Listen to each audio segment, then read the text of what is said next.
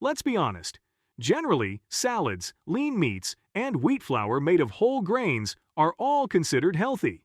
But make a sandwich out of them, and many health experts will start saying it's unhealthy. Why? Because now, the ingredients are the same, but they've been processed. The piece of meat is now a beef steak, fried chicken, or bacon. Wheat flour has been processed to make a bun, and the lettuce, well, it's usually raw lettuce with sautéed or grilled onions, of course. So what's so bad about a food item being processed, and what actually makes it potentially unhealthy? Let's find out the truth about ultra-processed foods, which processed foods you should never eat. First, let's find out how processed are ultra-processed foods. The Knowhow food classification system is a simple and descriptive way of classifying processed foods, and it's well recognized for its simplicity and relevance in public health and nutritional science. The Knowhow food classification system classifies foods into 4 major groups. The first one contains natural or minimally processed foods, such as fruits, vegetables, whole grains, nuts, meat, and milk. Grinding whole grains or juicing fruits and vegetables are examples of minimal processing. The second group contains processed culinary ingredients, such as butter made from milk, vegetable oils and other fats extracted from nuts, and table salt and sugar. The third group is the one that contains processed foods with added processed ingredients.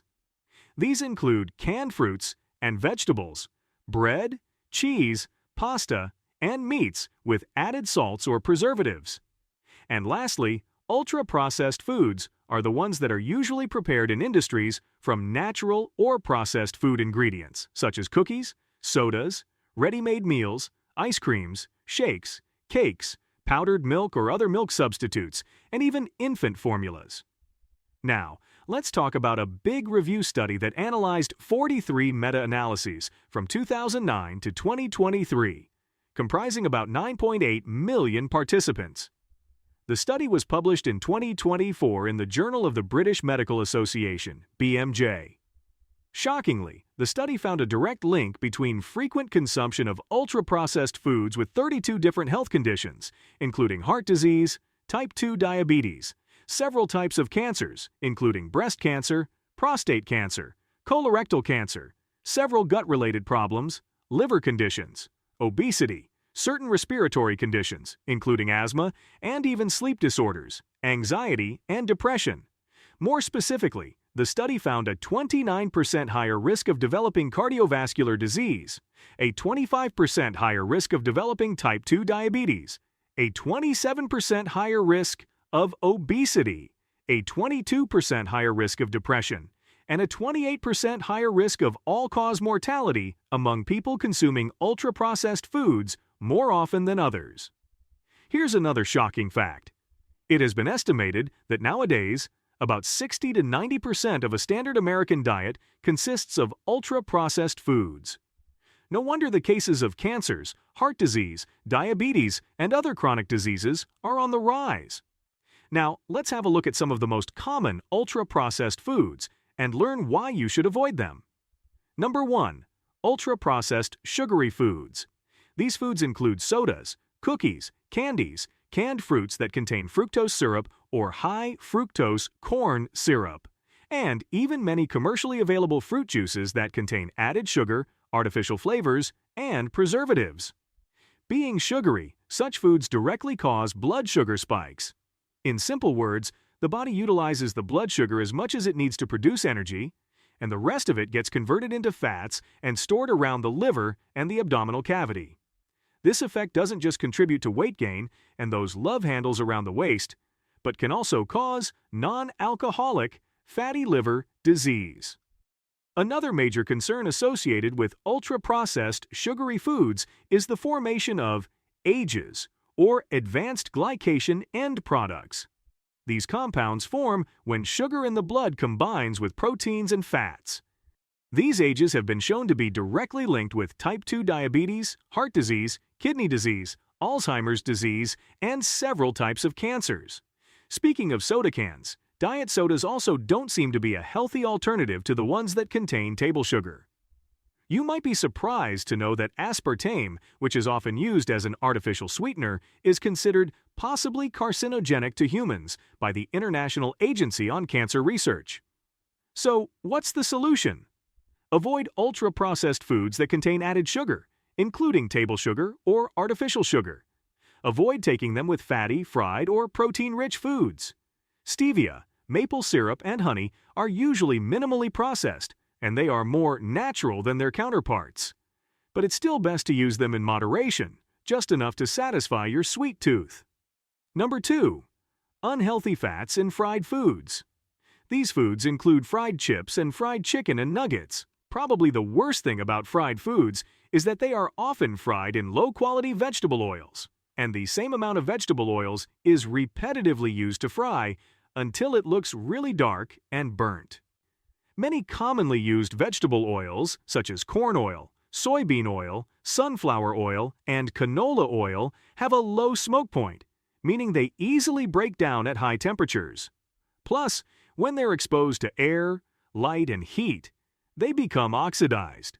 Eventually, these bad kinds of oils are packed with omega-6 fatty acids, saturated fats, trans fats, and free radicals, all of which can contribute to the development of many age-related diseases. So, once again, the key lies in getting minimally processed oils that have a high smoke point and are stable even at high temperatures. These include avocado oil, olive oil, coconut oil, and butter. Always opt for minimally processed and cold-pressed oil and butter and use them in moderation.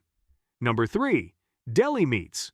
Examples of such foods include ham, turkey, salami, pepperoni, sausage, jerky, hot dogs, and others that have been processed.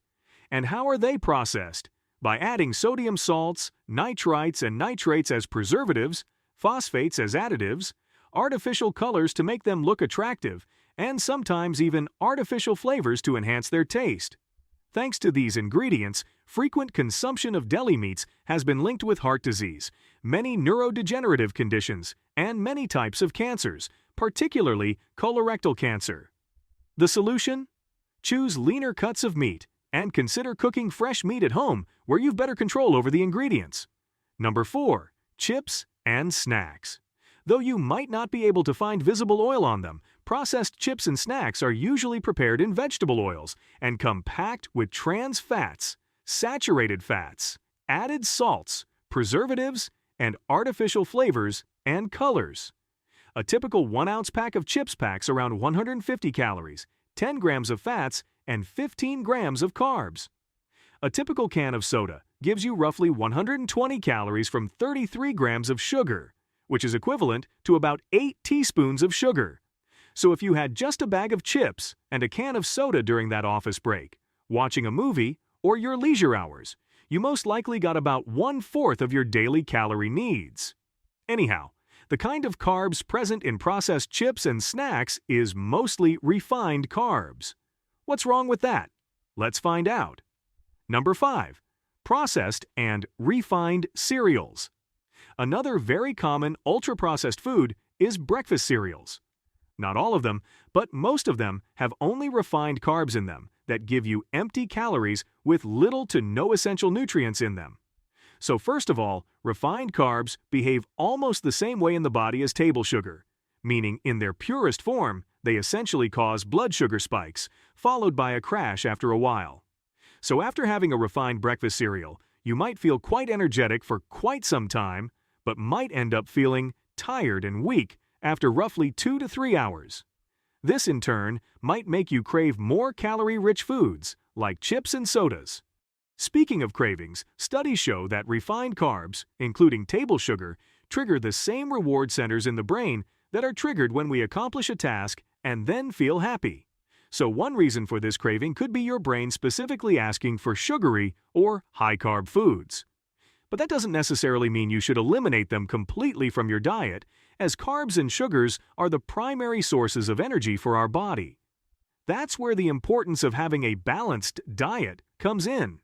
You can make these foods just a part of your daily diet, but do not make them a complete diet. Try to avoid soda drinks, though. Balance your carbs with fiber.